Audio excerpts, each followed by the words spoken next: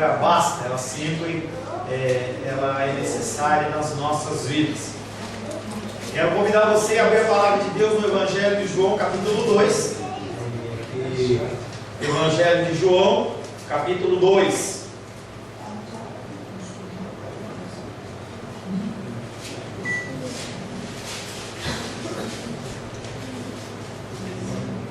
Semana passada, estivemos meditando sobre o tema adoração sim, comércio não.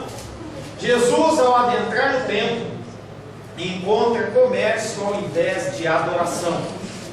Tomado por zelo divino, Jesus faz uma corda, um chicote de corda e expulsa todo mundo. O versículo que ficou da semana passada é João capítulo 2, verso 17, que diz: lembraram-se os seus discípulos de que está escrito: o zelo da tua casa me consumirá. Nossos dias têm sido semelhantes aos tempos de Jesus e até piores. Infelizmente, o comércio tem reinado na casa do Senhor. Tudo é motivo para você ganhar um troco. E você precisa levantar um dinheiro, porque afinal de contas, a pessoa não ensina o princípio de dízimo e oferta.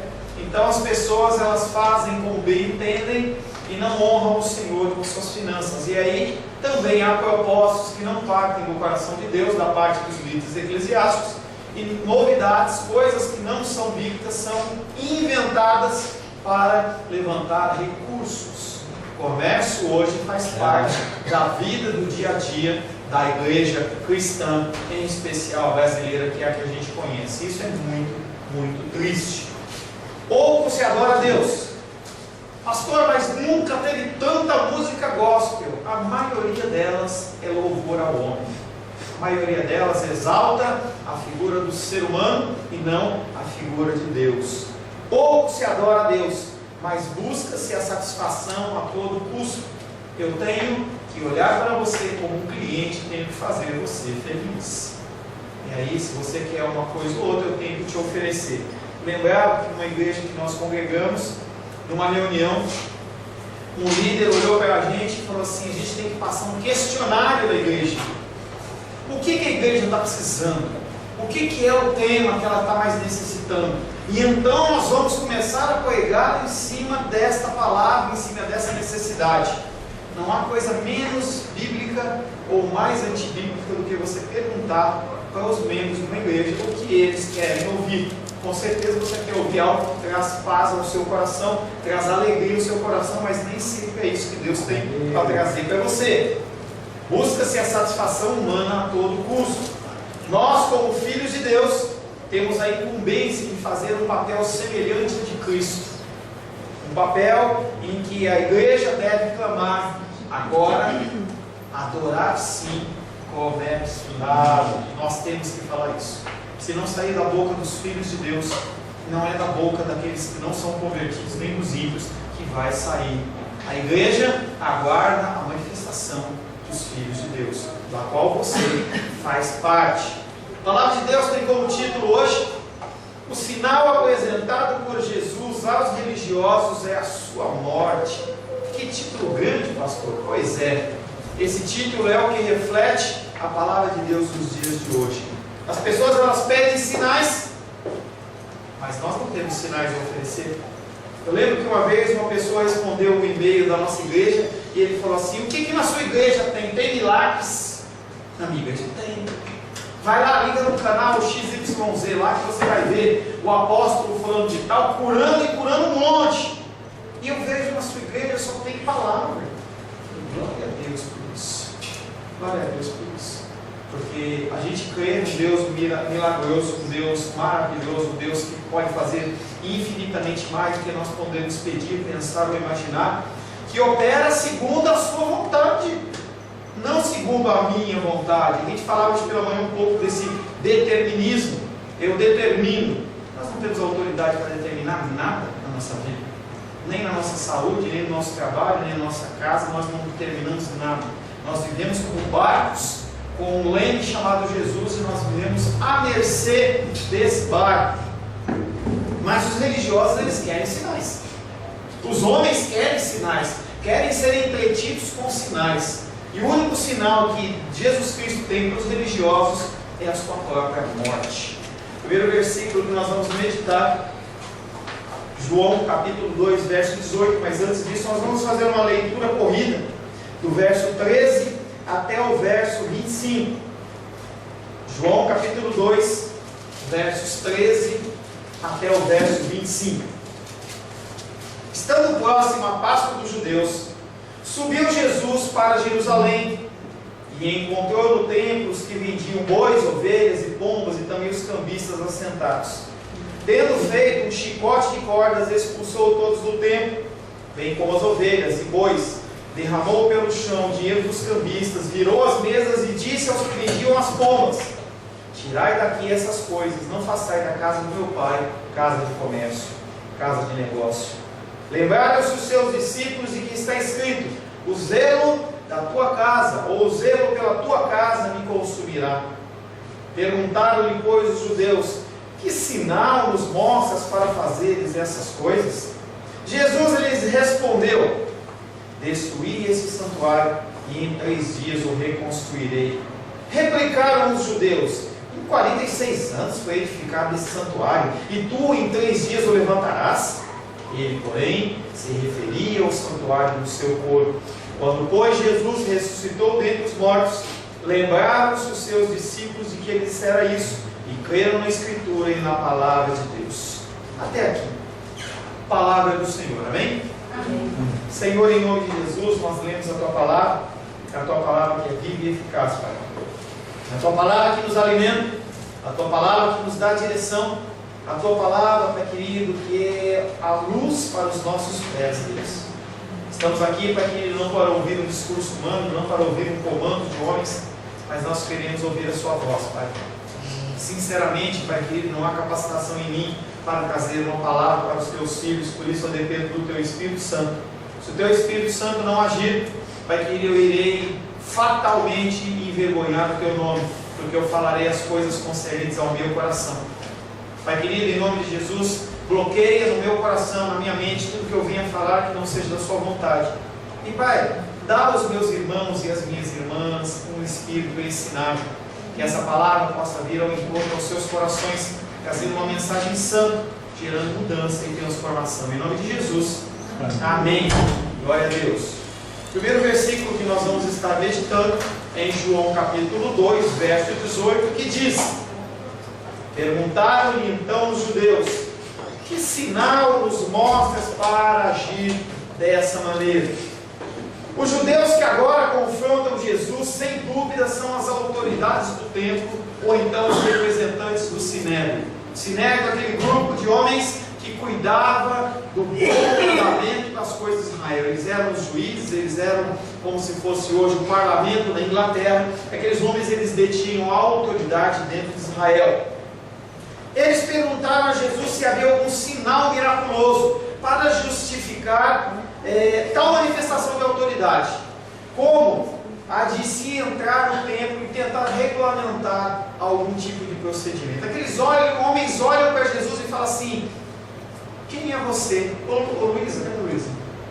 Só quero dar uma olhada lá que eu acho que não está gravando. Dá uma olhadinha só para ver se está gravando. O rapaz está parecendo gravar. Não, gravar. Está em gravar? Tá. Então tá bom. É que tem uns negócios aí mais aí, não sei o que é. Não Mas tem tá... problema, não precisa mexer não. Mas está gravando? Tá ótimo. Tá vermelhinho gravar?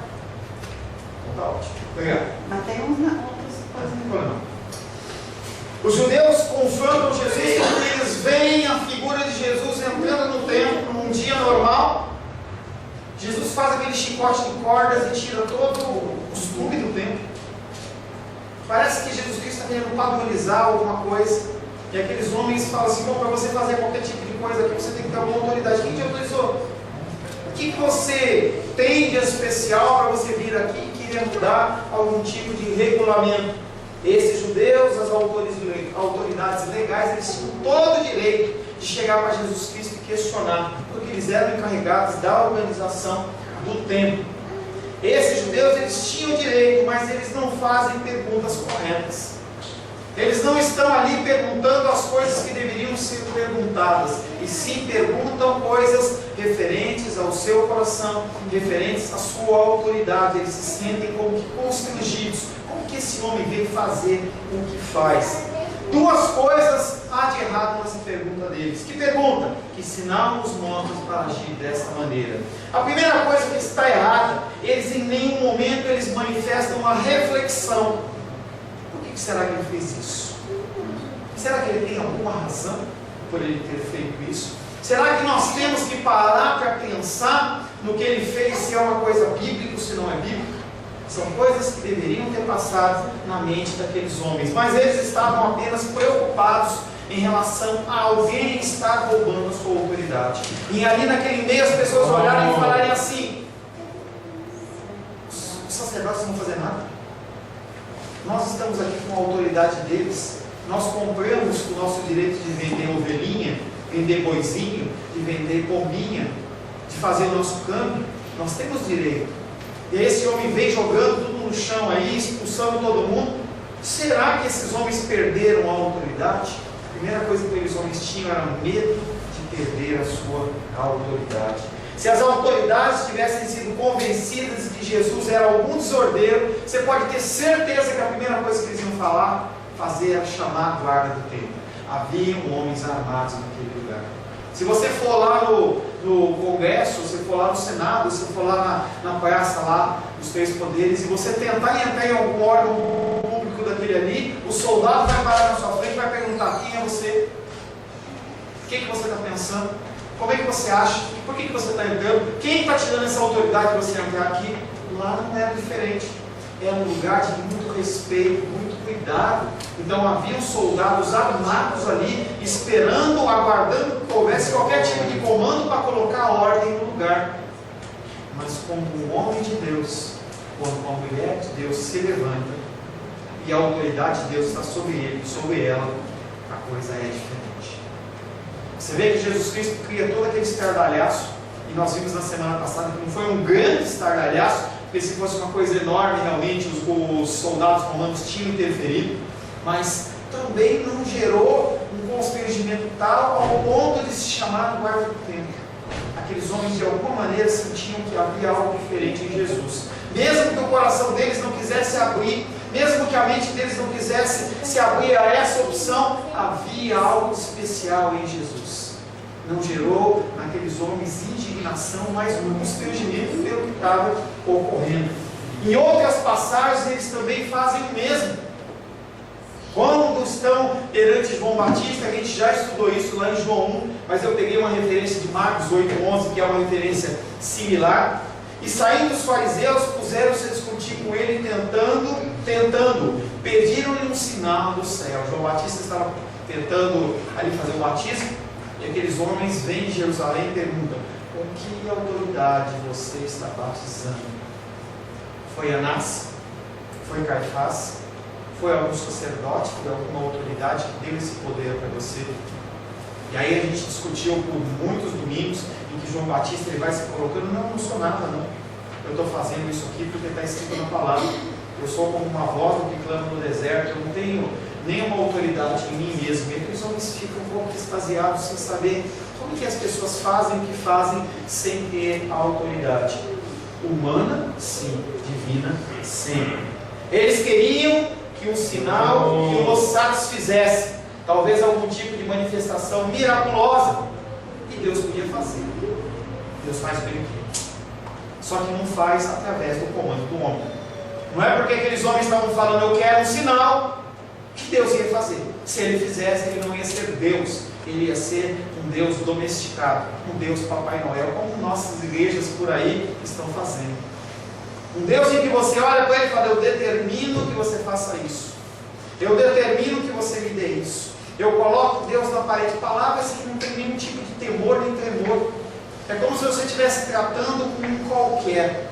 Os líderes eclesiásticos perderam o temor e o tremor de Deus. Você não determina nada, você não tem autoridade nenhuma. Se Deus afastar um pouquinho a mão dele, você vai ficar aí choramingando como uma criancinha querendo colo. Se Deus afastar de você a graça dele dele, o amor dele, você vai ser destruído. Você é dependente de Deus, você não determina nada, nem o seu dia. Hoje eu estava falando com o irmão Cláudio, falei assim, estava conversando com a igreja em relação a isso, e a gente falava sobre, irmão Cláudio, o senhor vai estar no culto à noite? Você tem como determinar isso? A gente não sabe. Eu não sei se amanhã eu vou estar vivo, ninguém de vocês. A gente não pode aumentar um côvado ou um centímetro da nossa altura. Você não pode determinar nada na sua vida. Você é totalmente dependente. Mas esses homens queriam um sinal. Me dá um sinal, me dá um sinal, me dá um sinal. Jesus Cristo não dá sinais para homens segundo a vontade deles. E as pessoas pedem, não recebem nada, porque pedem mal para satisfazer os desejos dos seus corações. Engraçado que esses mesmos sinais miraculosos que foram pedidos, depois foram dados, não porque eles pediram. O Senhor Jesus Cristo, Ele multiplicou pães, curou leprosos, fez abertura de olhos a cegos, abriu ouvidos de surdos, abriu a boca de mudos, fez paralíticos andarem, e muitos outros sinais que a Bíblia diz que se fossem todos eles alinhados, todos eles fossem registrados, não haveriam livros suficientes no mundo para conter a quantidade de milagres que Jesus realizou. Mas como esses milagres foram realizados durante todo o ministério de Jesus, esses mesmos homens que pediram um sinal são aqueles que não aceitam os sinais. João capítulo 11, verso 47. Então os principais sacerdotes e fariseus convocaram o sinédrio e disseram: que estamos fazendo, uma vez que este homem opera muitos sinais? Sinais estavam ocorrendo, e mesmo assim eles não se dobravam. Se tem alguma coisa que Jesus Cristo Ele não repreendeu como se fosse algum espírito ou alguma coisa, é a religiosidade do homem. Você pode ser religioso, talvez você seja religioso, talvez você venha à igreja, talvez você professe Jesus Cristo, mas de uma maneira religiosa. Será que você vive o que você fala?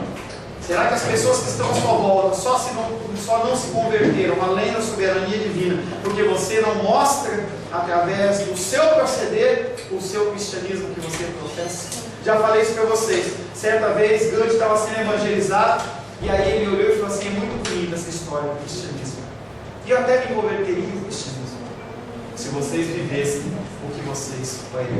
Como vocês não vivem, deixa eu ficar na minha religião mesmo, que está tudo certo. Nós cristãos não vivemos porque nós pregamos. Na realidade, se as autoridades tivessem olhos para ver, a purificação do templo já seria um sinal, sobre o qual eles deveriam ter pensado bem, decifrando as antigas escrituras. Entenda que naquela época, não é que nem eu e você que nós temos dificuldade. Você fala para você, decora o Salmo 23 aí, você vai ficar, ai, difícil, pastor. Decora o Salmo 1, ai, que difícil, pastor. As pessoas, elas decoraram livros inteiros da Bíblia. A Torá inteira era decorada. Eles não tinham mais inteligência que você. Simplesmente eles tinham a boa vontade de fazer. É diferente. A gente tem uma dificuldade de ler a Bíblia. A gente tem uma dificuldade de decorar versículos. A gente tem dificuldade em decorar capítulos. A gente tem dificuldade de decorar livros inteiros. Eu não estou falando de Ruth, eu não estou falando de Esther. Eu estou falando de um livro, por exemplo, de Isaías. Será que você não poderia decorar o livro de Isaías? Aqueles homens decoravam. Será que você é pior que eles? Eles não tinham o Espírito Santo de Deus e conseguiam. E por que você não consegue? Você não consegue porque você não tenta. Você não tenta. Aqueles homens não tinham a facilidade que nós temos hoje de abrir as escrituras na hora que eles queriam, não. O papel era muito caro, os pergaminhos eram muito caros, então não era qualquer um que tinha. Então as pessoas basicamente ouviam a palavra de Deus nas sinagogas ou em alguma leitura pública, mas eles mesmo assim eles decoravam. E você tem talvez 1, 2, 3, 4, 5 Bíblias em casa, mesmo assim você não se dedica a decorar a palavra de Deus. Nem os livros da Bíblia você conhece. Se eu der um nome, por exemplo, de Naum, você vai ter uma dificuldade enorme de encontrar, vai ter que ir lá no índice. Nem para você ir lá na internet para você decorar a sequência dos livros da Bíblia, já que você se declara um cristão. Na realidade, se as autoridades tivessem olhos para ver, eles tinham visto que nada mais, nada menos do que o cumprimento profético da própria palavra de Deus foi a ação de Jesus. O sinal que eles estavam pedindo era um sinal de cumprimento da palavra. Zacarias, capítulo 14, versos 20 e 21 diz: naquele dia será gravado na campainha dos cavalos, Santo ao Senhor. E as panelas da casa do Senhor serão como as bacias diante do altar. Sim, todas as panelas em Jerusalém e Judá serão santas ao Senhor dos exércitos. Todos os que oferecerem sacrifícios virão, lançarão mão delas e nelas cozerão a carne do sacrifício. Naquele dia não haverá mercador na casa do Senhor dos exércitos. Esse dia é o dia em que Jesus Cristo aparece. Se eles tivessem realmente entendimento da palavra de Deus, eles veriam os sinais sendo cumpridos. O sinal que eles pediram realmente se cumpriu, mas se cumpriu através de algo que estava na palavra. Eu não sei por que você pede tantos sinais para Deus, sendo que a palavra de Deus ela te revela todos esses sinais. Agora, se você não demanda tempo estudando a palavra de Deus, você fica como um cego. A palavra de Deus não tem como te instruir, porque você não a lê. Como é que ela pode ser luz para a sua lanterna, se ele que é a pilha, você não insere aquela pilha dentro para fazer a luz? Você não lê a palavra de Deus, você não medita na palavra de Deus, como que ela pode ser luz para você? Os que reagem a Jesus não são mundanos. Você não vê os homens que foram expulsos reclamando, mas quem reage são os sacerdotes, são aqueles que deveriam conhecer a palavra. Quando você traz uma palavra mais dura, quando você traz um ensinamento vindo de Deus, normalmente quem reage não são os que não conhecem. Não é aqueles que estão querendo aprender, mas são aqueles que já conhecem. Porque você sacode a vida dele, você tira ele daquele centro de conforto dele. O pastor falou uma coisa que me incomoda, então eu vou me levantar contra isso. É por isso que os pastores não falam mais de pecado, porque se ele fala de pecado, as pessoas elas vão embora, porque elas querem satisfazer os desejos do seu coração. Esses homens judeus, sacerdotes, não fazem caso da exploração, eles não estão nem aí que os mais pobres estão sendo explorados, mas eles reagem pedindo credenciais. Quem autorizou você a fazer isso? Eles se sentem o dono do templo, e quando vem Jesus entrando, eles falam: esse homem ele é um intrometido, ele vai tomar o meu lugar. Tem muito pastor, tem muito líder evangélico que tem medo de pregar a verdade, porque vai perder o seu cargo. A partir do momento em que uma pessoa que é de Deus achar que ela é sustentada pela igreja, ela vai começar a olhar para os seus membros como números, e aí tudo vai por água abaixo. Não tem unção que segure, não tem unção que mantenha a pessoa firme na presença de Deus, porque ela acha que ela depende de homens. Nem por um momento lhes ocorre duvidar da legitimidade da sua posição. Eles não olham para suas posições para: será que eu estou numa posição correta? Será que essa função sacerdotal me dá essa autoridade toda mesmo? Eles não perguntaram se a denúncia de Jesus era justificada perante aqueles fatos. Contudo, a função do templo consistia em significar a presença ativa de Deus, a manifestação da sua glória, da sua presença, que era uma característica lá do antigo tabernáculo.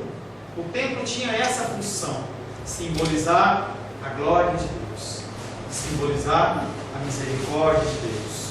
As pessoas, quando oravam e virados para o templo de Jerusalém, a palavra de Deus diz que Deus olhava com amor e carinho para aquilo e concedia. Era um lugar que era referência, mas apenas isso. Venho falar para vocês: esse lugar onde nós congregamos é apenas uma referência. Mais nada disso. Mais nada disso. Êxodo, capítulo 40, verso 34 e 35 diz: então a nuvem cobriu a tenda da congregação, e a glória do Senhor encheu o tabernáculo. Moisés não podia entrar na tenda da congregação, porque a nuvem permanecia sobre ela, e a glória do Senhor enchia o tabernáculo. O templo simboliza a presença de Deus. Só que nós estamos numa nova aliança. O que tem que simbolizar a glória de Deus, o porque tem que simbolizar a presença de Deus, porque tem que simbolizar a misericórdia de Deus, porque tem que simbolizar o amor de Deus, porque tem que simbolizar Deus. É você. É você. Com a sua palavra, com o seu jeito de agir, com o seu jeito de vestir, lugares que você frequenta, as coisas que você ouve, as fotos que você posta, o jeito que você age, a sua higiene pessoal e dos locais onde você vive. Todas essas coisas têm que ser consideradas. O consumo de água que você consome ao escovar o dente, ao alimento que você compra lá no mercado, sabendo que você não vai consumir, você compra e acaba jogando aquilo fora. Isso manifesta a glória de Deus. Não é mais um tempo, mas é você. É a sua ação. A palavra de Deus diz que a criação aguarda a manifestação dos filhos de Deus. Incluam-se as filhas. Filho é o gênero. Tá? Você, a criação está aguardando a manifestação sua. Você abre a boca. Eu estava dando uma aula lá em Riacho Fundo, e aí um aluno manifestou o desejo de ser conselheiro bíblico.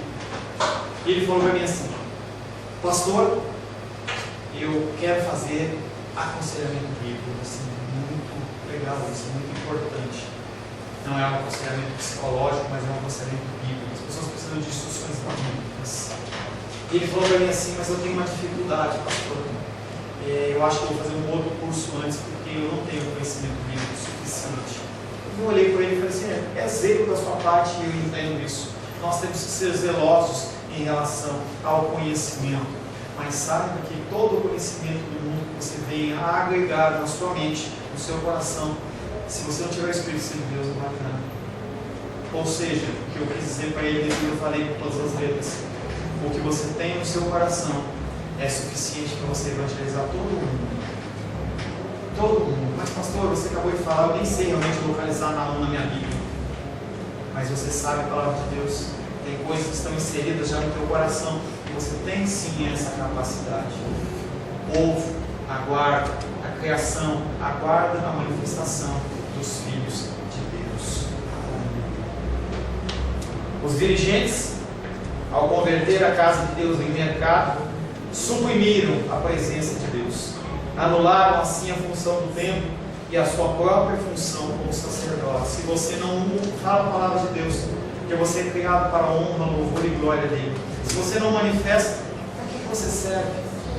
Para que serve o seu templo, se ele não é a habitação do Espírito Santo? Que é isso, pastor? O Espírito Santo, ele está no meu coração, sim. Manifeste, fale. A palavra de Deus diz que a fé sem obras é morta. Quanto tempo vai demorar para você começar a falar de Deus? Você está esperando o quê? O que você está esperando? O Senhor se afastar de você? Você está esperando? O irmão Cláudio, ele ora sempre e fala assim: não afaste de nós a sua presença. Será que você está esperando que Deus se afaste de você para você cumprir o propósito que tem? Porque que você vai cumprir o propósito, você vai. Porque Deus, ele é soberano e o que ele fala acontece. Lucas diz que nenhum dos planos do Senhor pode ser frustrado. Ele é um Deus do impossível. Um Deus do impossível. O protesto, ele estava justificado em si mesmo, mas eles, os que perderam seus títulos, continuam exigindo credenciais. Aqueles homens não podem fazer mais nada. O Senhor, como Filho de Deus, ele já tomou posse da adoração. Eles não entendem, eles não reconhecem, eles não aceitam, mas independente se o homem aceita ou não aceita, você é filho e filha de Deus. Mas não tem mais. Quem escolheu foi o Senhor. Basta apenas você começar a manifestar este amor. O maior sinal talvez tenha sido a ação de um homem anônimo em meio à multidão, sem nenhuma forma de retaliação, porque sobre ele havia a autoridade de Deus. Aonde você vive, aonde você trabalha, aonde você estuda, é o seu lugar de atuação. João capítulo 2, verso 19, diz o seguinte: esses homens, eles vêm e falam: que sinal você nos mostra? Aí Jesus Cristo dá uma resposta para eles que no mínimo é confusa. No mínimo gerou confusão na cabeça daqueles homens. Jesus lhes respondeu: destruí esse templo e em 3 dias o reedificarei. A resposta enigmática de Jesus, ela não foi entendida nem pelas autoridades. Abra aí João capítulo 2, verso 20 e vê o que está escrito ali. João 2, 20. Pastor, você não vai colocar no slide? Não, não vou. Abre aí. João 2, 20. Fala assim: replicaram os judeus: em 46 anos foi edificado esse santuário, e tu em 3 dias o levantarás. E eles não entenderam nada. Não entenderam absolutamente nada. Mesma coisa aconteceu com os discípulos. Versículo 22. Quando, pois, Jesus ressuscitou dentre os mortos, lembraram os seus discípulos de que ele dissera isso, e então creram na Escritura e na palavra de Jesus. Nem as autoridades, nem os discípulos de Jesus entenderam coisa nenhuma. À primeira vista, Jesus estava convidando as autoridades a destruir, cada um pegar uma marreta e destruir o templo, e prometia levantá-lo novamente em 3 dias. Na esfera literal é isso mesmo, só que Jesus Cristo não fala de uma maneira literal, ele fala em parábolas. Ele fala para que aqueles que são dele entendam, e aqueles que estavam com ele não entendiam. A palavra de Deus tem sido pregada para você e você não entende, você não muda, porque se você entender, você muda. Quando você entender, você muda, e você não está entendendo, você tem que mudar, você tem que ser transformado. Que palavra que eu preguei semana passada? Será que ela gerou alguma mudança no seu coração? Alguma transformação? Você cresceu em alguma coisa? Ou você continua o mesmo? Na esfera literal era improvável que eles dissessem, que eles estivessem dizendo para cumprir o que ele dizia. Eles, porém, estavam em situação difícil, já que estavam oferecendo a eles um sinal poderoso. E aí eles ficam naquela confusão. É meio estranho Jesus Cristo estar falando isso, mas se ele realmente está falando que pode fazer isso, realmente é um sinal de muito poder. De fato, era um sinal maravilhosamente apropriado, pois qualquer um que pudesse restaurar o templo em 3 dias após a sua destruição tinha que ser realmente considerado alguém com autoridade de mudar os costumes do templo. Mas não era Jesus, não era o que Jesus estava falando. Os outros evangelhos relatam que no julgamento de Jesus diante do Sinédrio, falsas testemunhas falaram algo parecido com o que Jesus falou, mas não foi o que ele falou. João 14, Marcos 14, 58 diz: nós o ouvimos declarar: eu destruirei este santuário edificado por mãos humanas, e em 3 dias construirei outro, não por mãos humanas. E depois fazem a mesma declaração perante Cristo quando ele está crucificado. Marcos capítulo 15, versos 29, que diz: os que iam passando blasfemavam dele, meneando a cabeça e dizendo: ah, tu que destróis o templo, destróis o santuário e em 3 dias o reedificas. Declarações mentirosas. O Senhor não estava falando que era para ele destruir o tabernáculo, o templo. Ele falou para eles destruir. Vocês destruam. Não que ele ia destruir. E ele estava falando em relação ao seu corpo. Vocês destruam esse tabernáculo. E em 3 dias eu reedificarei, falando da sua ressurreição. Eles pediram um sinal a Jesus, e Jesus Cristo oferece para eles a sua morte. Mas eles não entenderam. Essa morte de Jesus que será o máximo serviço à humanidade e a maior demonstração de amor possível e imaginário. Não cantadas em músicas seculares, mas uma demonstração de amor verdadeiro. Essa morte de Jesus incluiria a continuidade da vida e não um fim. A morte para muitos é um fim. Acabou. Você não pode fazer nada. Pessoas tentam burlar essa lei acendendo velas, tentando rezar para os mortos, tentando fazer alguma coisa para resolver esse problema pós-morte. Mas Jesus Cristo, ele oferece a sua vida como um ato de vida. e não como um fim. Hebreus capítulo 10, verso 12 diz: Jesus, porém, tendo oferecido para sempre o único sacrifício pelos pecados, assentou-se à destra de Deus. A morte dele foi uma morte planejada, uma morte decidida, uma morte totalmente orquestrada, com todos os seus meandros e todas as suas circunstâncias, com um objetivo: glorificar o nome do Senhor. E na rebarba, eu e você somos salvos.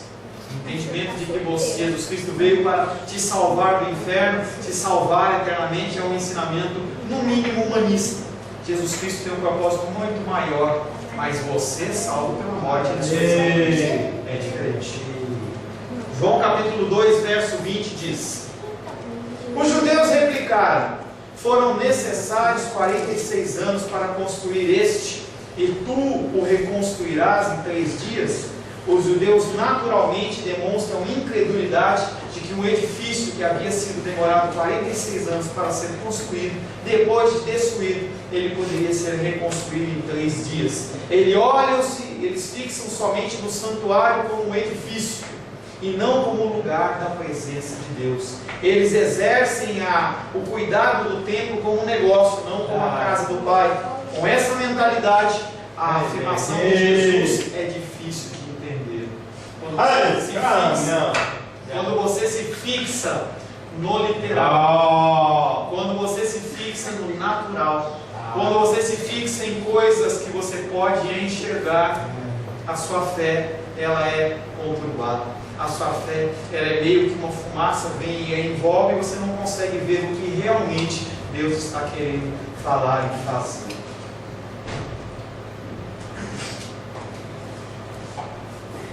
João 2,21 diz o seguinte: mas ele falava do templo do seu corpo.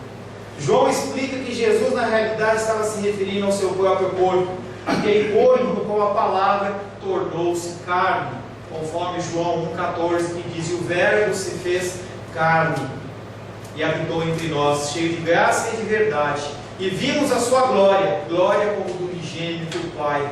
João está falando, gente, o que Jesus está falando aí não é do templo, o que Jesus está falando aí é do seu templo, do seu corpo. É o mesmo texto que está lá em João 14, é o verbo que se fez carne. E o Pai e o Filho encarnado, ele desfrutam de uma mutualidade única. Deus e Jesus e o Espírito Santo são um só. É o conceito da Trindade. João capítulo 14, versos 10 e 11 diz: não crês que eu estou no Pai e que o Pai está em mim? As palavras que eu vos digo, não as digo por mim mesmo, mas o Pai que permanece em mim faz as suas obras. Crede que eu estou no Pai e o Pai em mim. Crede, ao menos por causa das mesmas obras. Portanto, é o corpo humano de Jesus que unicamente manifesta o Pai e torna-se o ponto focal da manifestação de Deus ao homem. É só através de Jesus. Hoje nós não temos templos que são a manifestação da glória de Deus. Eu falei para você que a manifestação da glória de Deus tem que agir através da sua vida. E essa vida ela vem através de Jesus Cristo. Nesse novo tempo, o sacrifício definitivo aconteceria após 3 dias de sua morte e o sepultamento de Jesus Cristo, o verdadeiro templo. Então iria se levantar dos mortos. Não iria haver mais necessidade de sacrifícios. Deus não requer de você sacrifícios. Deus não requer de você algo que não esteja no seu alcance. Mas todas as coisas que eu falei hoje estão ao seu alcance. E mesmo assim você não faz. Mesmo assim você não faz. Jesus purificou o templo sob a ótica do Antigo Testamento e também substituiu. Jesus Cristo ele não vem para abolir o Antigo Testamento, mas ele vem para cumprir. Você tem que cumprir a palavra de Deus. E não ache que o Antigo Testamento ele não deve ser olhado, não deve ser considerado, sim, em cumprimento da palavra de Deus. Muita coisa ainda vai ocorrer e vai se concretizar a partir do Antigo Testamento. E se você não olha tanto o Antigo Testamento como o Novo Testamento, você não sabe o que vai acontecer. Você anda no escuro. Você anda sem luz, sem direção. O novo tempo, já visível perante eles, ficará definitivamente levantado na sua ressurreição, quando então os homens poderão beber da água do Espírito. A morte de Jesus Cristo A ressurreição de Jesus Cristo tem a finalidade maior de glorificar o Pai e cumprir tudo que foi determinado pela boca do Pai aos profetas, mas também vem para trazer vida para você. Sem Ele você não tem vida, sem Ele você não tem luz, sem Ele você não é nada. Como eu digo nas minhas aulas, uma frase de caminhão para você: você sem Deus não é nada. Deus sem você continua sendo Deus. Por que você acha que você é especial? Será que é porque você canta músicas de que quer que valorize o que você tem? Você é um ser, você é alguém tão importante para Deus. Deus continua sendo Deus sem você ou com você, com a sua adoração, sem a sua adoração. Se você vem na igreja ou você não vem na igreja, a obra de Deus não vai parar se você não entrega dízimo do seu oferta. A obra de Deus não vai parar se você não aparece, se você não vem, se você chega atrasado. Deus não está preocupado com isso. Quem perde é você, não é Ele. Ele não depende de você. A figura de um Deus que está num cantinho chorando: ai, o fulano não veio, ai, o fulano chegou atrasado, ai, ele não estava aqui para me adorar. Isso aí é um conceito de Deus grego, em que o Deus grego ele precisa da oração humana, senão ele morre. O meu Deus não precisa disso. O meu Deus, ele age do jeito que ele quiser. Você estar na casa de Deus, você chegar no horário, você ouvir na íntegra o culto ao Senhor, é um privilégio que é destinado a você. Se você não quer. A palavra de Deus, certa feita, diz que houve uma grande festa. Um rei ia fazer uma grande festa. E aí ele convidou as pessoas. Ele foi primeiramente para aquelas pessoas que eram caras e falou assim: olha, vai ter uma grande festa e você está convidado. E as pessoas começaram a dar uma série de desculpas. Elas começaram a falar assim: olha, eu acabei de casar, me desculpa. De casar não tem nenhum problema, eu sou casado. Comprei uma junta de bois, que seria o equivalente hoje a comprar um carro. Eu comprei um carro novo e eu preciso testar, você me desculpa. E não tem problema nenhum de você comprar um carro novo, glória a Deus, como é que você compra isso? Eu fui lá e comprei um terreno e eu preciso ir lá ver esse terreno. Uma bênção de Deus você comprar um imóvel, comprar um terreno. Mas todas essas coisas não são mais importantes do que a adoração de Deus. E aquele rei olha para aquele povo e fala assim: você não quer vir? Então tá bom, então eu vou chamar os outros. E aí ele vai chamando todos aqueles que não querem, todos aqueles que estão pela rua, vão sendo colocados para dentro. E lá dentro depois ele encontrar um daqueles que talvez tinham chegado atrasado. Eu brinquei com algumas pessoas ali na porta: você é virgem nécia ou virgem prudente? Hoje a porta estava fechada, mas por causa do ar-condicionado. Mas será que no dia do Senhor a porta vai estar aberta para você? Ou um dia você vai dar alguma desculpa para Deus? Se você tem Cristo no coração, você pode beber da água viva. Está em João 7, 37. No último dia, o grande dia da festa, levantou-se Jesus e exclamou: se alguém tem sede, venha a mim e beba. Quem crê em mim, como diz a Escritura, do seu interior fluirão rios de água viva. Você vê que Jesus Cristo está falando que se você realmente crê nele, flui rios de água viva do seu interior. E aí eu volto de novo àquele ensinamento que eu falei com você. Por que você não está falando? Por que não está fluindo rios de água viva do seu coração? Será que Cristo está no seu coração realmente? Ou ele só está na sua camiseta? Ou ele só está no adesivo do seu carro? Porque aquele que é verdadeiramente cristão, ele age como cristão. Quem crê em mim, como diz a Escritura, do seu interior fluirão rios de água viva. E eu tenho orado ao Senhor para que o Senhor me dê palavras que eu possa pregar com paixão. Que vocês olhem para mim e falem assim: o que o pastor Paulo está falando, ele realmente acredita. Que você passe a acreditar, não porque eu acredito, mas porque você preste atenção, porque eu estou falando alguma coisa que é verdadeira. Porque se vocês verem em mim algo que eu não acredito, vocês vão começar a olhar para o relógio, vão começar a olhar para o micro-ondas, vai dar sede, vontade de ir no banheiro, vai dar vontade de tudo, ficar caminhando, porque você não está convencido daquilo que está sendo falado. O Espírito Santo ele vai batendo no teu coração, e o teu coração duro como uma pedra, não muda. Você precisa ser convencido. Eu oro ao Senhor porque o Senhor me capacite, mas você também tem que estar com o teu espírito pronto para receber. Senão a semente ela cai num terreno que, em vez de cair num terreno bom, cai no meio de espinhos, cai no meio de pedras, cai no meio do caminho, as aves vêm e levam embora. E essa semente que tinha tudo para dar frutos na sua vida, ela não dá, porque ela foi roubada. Quando chegar amanhã, essa palavra pode estar no teu coração, e aí vem a luta e dificuldade, como espinhos, ela mata a planta, porque você não está firme, porque você não ouve, porque você não quer mudança. Essa solidariedade com Jesus em sua morte pelo homem é expressa em João pela necessidade de comer a sua carne e comer o seu sangue. Nós, uma vez por mês, nós ceamos com o Senhor, segundo a ordenança da sua palavra. E ali nós, simbolicamente, nós comemos a carne e o sangue do Cordeiro. Mas um dia só para você não é suficiente. Eu não estou falando para você fazer uma santa ceia na sua casa, mas eu estou falando para você se alimentar, você se aliançar com Deus de Israel, com Jesus Cristo, todos os dias. Você tem a opção de não fazer isso. Você tem a opção de permitir que as coisas do dia a dia te ocupem. Pessoas trabalham, estudam, casam e tem um monte de obrigações. E essas coisas podem vir a roubar o teu tempo. Mas pastor, eu estou com dor de cabeça. Você falta no seu trabalho por causa de dor de cabeça? Mas pastor, eu estou um pouco cansado. Você falta no seu trabalho por causa de cansaço? Mas eu estou com sono. Você pode conseguir uma dispensa no seu trabalho porque você disse que está com sono? E eu pergunto para você, por que você usa essas mesmas desculpas esfarrapadas para não ler a palavra de Deus? Especificamente com os homens, o que você está fazendo com o seu sacerdócio? Mulheres, o que você tem feito com o seu ministério de auxiliadora? Você não lê a palavra, você não estuda, você não ora, mas reclamar e pedir você sabe fazer com muita vontade. Jesus Cristo nos convida a comer da sua carne e do seu sangue.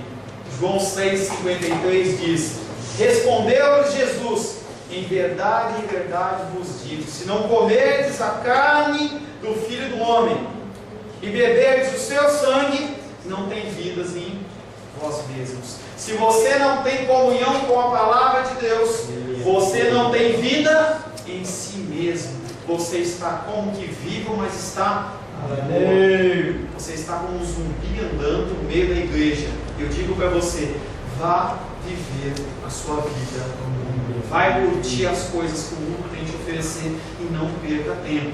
Porque se você está sendo encontrado por Deus como um morto vivo, você tem que ter comunhão com a palavra de Deus. A pergunta que eu deixo para você nessa noite é: você está disposto a morrer como um sinal para os religiosos no dia de hoje?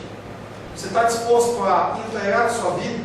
Você está disposto a realmente viver um cristianismo real? E não uma utopia, não uma brincadeira, não um parque de diversões em que você vai apenas uma vez por semana? Feche seus olhos.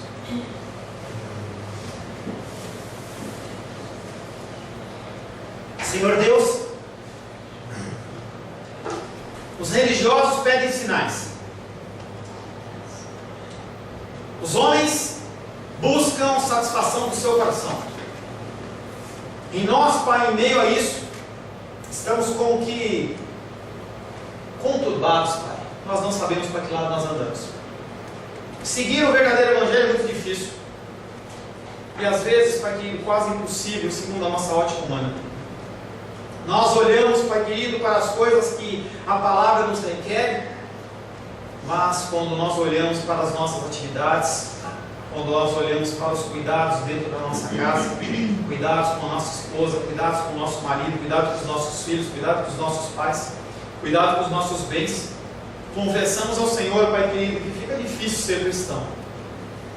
É muito mais fácil a gente vir um domingo, um dia da semana, na casa do Senhor e simplesmente chorarmos, manifestarmos emoções, mas na verdade, Pai querido, nós precisamos de mudança e mudança verdadeira. Pai querido, nesse momento eu quero colocar a minha vida no teu altar. Se você quer colocar a sua vida no seu altar, você diga: Senhor, eu quero colocar a minha vida no teu altar. Perdoa-me pela minha falta de compromisso para contigo. Todo e qualquer motivo é um motivo para não estar na tua presença, para não ler a tua palavra, para eu me atrasar para o culto, para eu não vir nas reuniões, para principalmente eu não ter comunhão com o Senhor no meu dia a dia. Senhor, convence o meu coração a entregar a minha vida todos os dias na tua presença.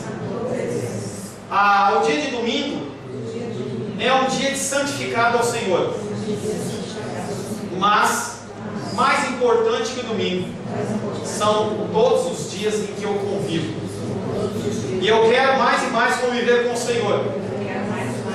Por isso, confesso o meu pecado e peço ao teu Espírito Santo mudança e transformação, em nome de Jesus. Senhor, do povo, Pai, entrega a vida no teu altar. Eu me entrego no teu altar, Pai. As coisas do dia a dia têm roubado o tempo que é do Senhor. Espírito Santo de Deus, vem sobre mim. Espírito Santo de Deus, vem sobre os membros desta igreja, nos constrangendo, Pai querido, a buscarmos mais o Senhor. Assim, Pai querido, tratarmos com os liderados deste mundo, porque nós temos obrigações sociais e morais, mas mais principalmente, Pai querido, que nós possamos nos dedicar mais às coisas eternas que provém da Tua palavra. Em nome de Jesus, Pai, entregamos as nossas vidas nas Tuas mãos. Amém. Glória a Deus. A paz seja convosco. Meu nome é Paulo César.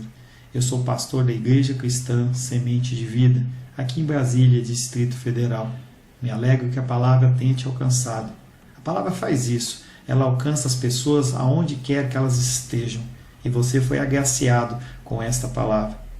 Não que eu tenha nada especial a te dizer. A palavra ela é suficiente e ela usa quem ela quer. E eu me alegro por ter sido um canal para poder te abençoar. Mas eu quero te dizer que não basta você ser um ouvinte. Não basta ser uma pessoa que se alegra quando você ouve a palavra de Deus. A vida ela é feita de decisões. Se você está ouvindo essa palavra hoje, eu creio que o Espírito Santo tem um propósito especial com você. Muito mais do que prosperidade, muito mais do que uma cura física, uma cura emocional ou espiritual, Ele quer te alcançar para a vida eterna. Nós investimos nosso tempo, nós investimos as nossas forças em coisas terrenas, mas o Senhor Ele tem muito mais a oferecer. Ele tem sim para você a cura, Ele tem sim para você a prosperidade, mas Ele tem muito mais que isso. Submeta-se a um Deus que Ele é capaz de mudar e transformar a sua vida por completo. Creio que o Espírito Santo Ele é capaz de tocar o teu coração. Quero pedir que você curve a sua cabeça. Senhor, em nome de Jesus, coloco na Tua presença essa vida que ouve esta ministração, que ouve esta palavra. Pai, eu não tenho capacitação nenhuma, mas o Teu Espírito Ele é capaz sim de tocar nesta vida, gerar nela mudança, transformação, arrependimento, e que ela possa simplesmente bater no peito, convencendo-se que é pecadora e que precisa de um Deus salvador. Não há um caminho a Ti, meu Deus, que não seja através de Cristo. E eu lhe peço, Pai querido, que você alcance essa vida e ele possa sim tomar uma decisão pessoal pelo Senhor, em nome de Jesus. Amém. Amém, meu querido. Amém, minha querida. Fico contente que você esteja ouvindo essa ministração até o fim. E peço que você não se limite a ouvir os cultos pela internet. Você procure perto da sua casa uma igreja, um lugar que proclame a palavra do Senhor. Eu oro para que o Espírito Santo te direcione nessa busca, porque muita coisa tem sido oferecida que não é o Evangelho. Eu abençoo a sua vida em nome de Jesus. Amém.